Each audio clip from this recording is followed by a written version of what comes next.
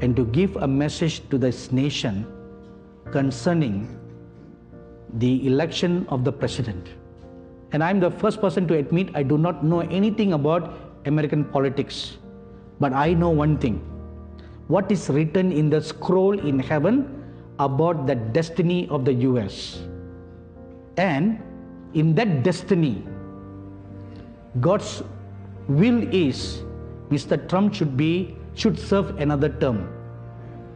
Between November 3 and January 20, anything can happen to overturn, right? Right? Am I right? Anything can happen to overturn. So you want to, don't stop praying till November 3. You want to continue till Mr. Trump is safely installed, inaugurated on January 20th. Amen? Amen. There is another work that God wants to do in this great nation, and that can only be done through a man with a personality like Mr. Trump. You know, a person with that kind of personality, I don't think you would have ever seen in the history of your 45 presidents a man like him who is willing to take on anybody. Even the mighty United Nations, right? Have you seen any other presidents of even China could not do that? But your man, Mr. Trump, against all odds, he's standing alone, right? He's standing alone. When the Lord came to me at 2:30 in the morning and spoke to me about Mr. Trump, He showed me his heart, how much he's bleeding inside because he's standing all alone. Practically everyone is hitting him left and right. He's been battered, he's been butchered, he's bleeding, he's crying.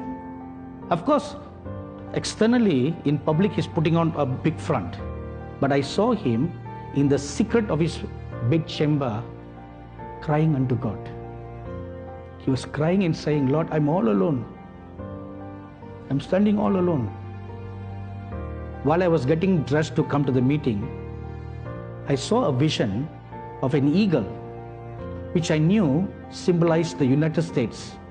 And that eagle looked at me and was crying for help. He was crying for help. So a wrong man should not become your president. If the wrong man becomes your president, your nation will go down and it will not rise up again. That will be the end of the United States of America. Do you know right now, instead of wonderful men and women of God rising up from the US, they are rising up from Africa, they are rising up from the East. And God is sending them to the US to tell you how to walk right. Whereas 100 years ago, you had gone there and told them how to live right, how to turn away from idols to worship the true living God. The idols that we gave up, you have embraced them. See how much you are sunk under. But if you are obedient and Mr. Trump is voted again, this one thing will be restored. And America will be made great again. Not only in the natural, but also in the spiritual. And once again, like the Statue of Liberty holding up the torch in her hand, high up for all to see, the body of Christ in the US will hold the torch of God high up. One more time. One more time.